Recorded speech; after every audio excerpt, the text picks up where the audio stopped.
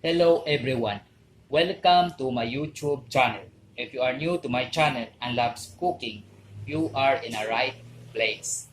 Please consider subscribe to my channel and don't forget to click the bell icon. By doing so, every time we upload new videos, you're the first to notify. Today, I'll be cooking pork adobo. Our ingredients are pork belly, bay leaves, garlic, water, black pepper, and salt. So let's start. In a large cooking pan, put water,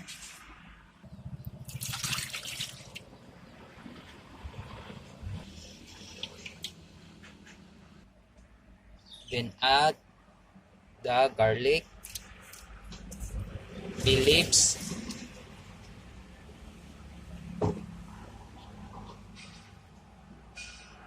salt, and pepper.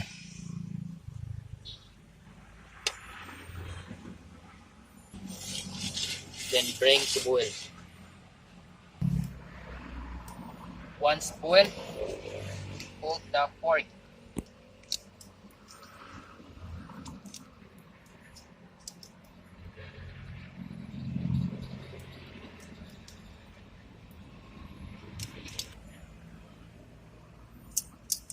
Simmer until the water is gone.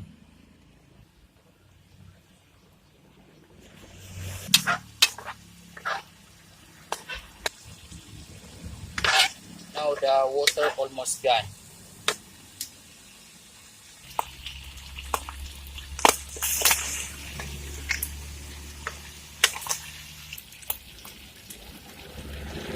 Now the water is gone.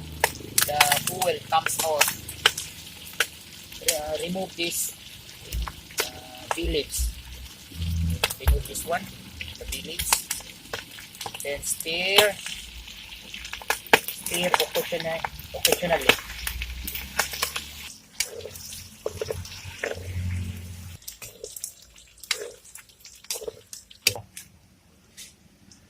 Now our pork adobo is done.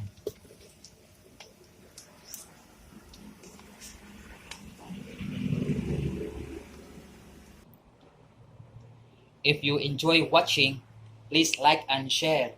And if you like more videos, please subscribe to my channel and click the bell icon. By doing so, every time we upload new videos, you're the first to notify. Thank you for watching. See you on my next videos. Have a nice day.